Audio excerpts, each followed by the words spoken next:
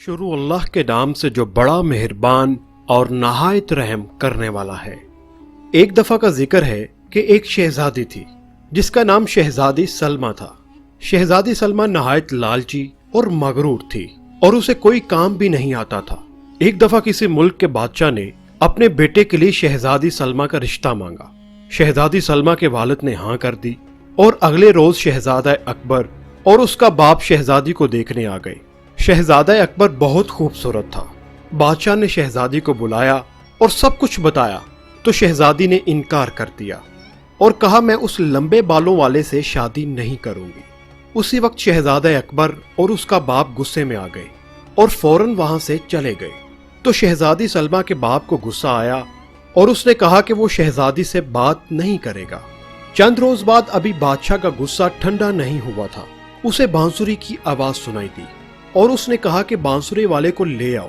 बांसुरी वाला आ गया। बांसुरी वाले को देखकर बादशाह ने शहजादी को आवाज दी।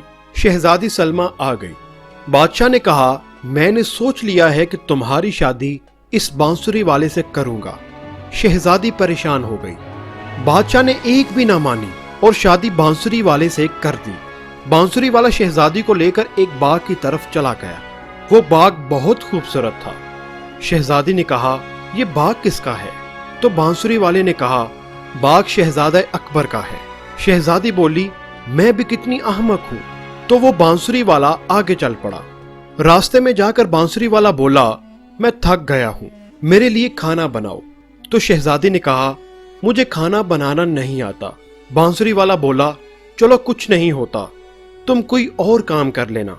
बांसुरी वाला कुछ सामान ले आया और शहजादी से कहा तुम इससे पापड़ बनाओ। मगर शहजादी ने कहा मुझे कोई भी काम नहीं आता। उसने कहा मैं कुछ नहीं जानता, तुम पापड़ बनाओगी।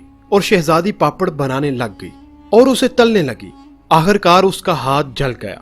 बांसुरी वाला बोला तुम किसी काम की भी नहीं हो और बोला तुम्हें बर्तन ला के देता हूं, वो बेचना।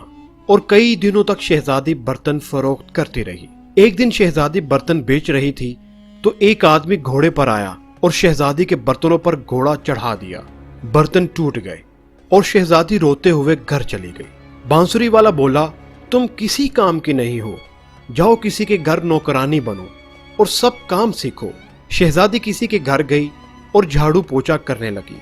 एक दिन शहजादी को ढोल की आवाज सुनाई दी और वो उस आवाज की जानिब चल पड़ी कि ये वही महल है जिसमें वो रहती थी। और उसने देखा कि सब खुश हैं।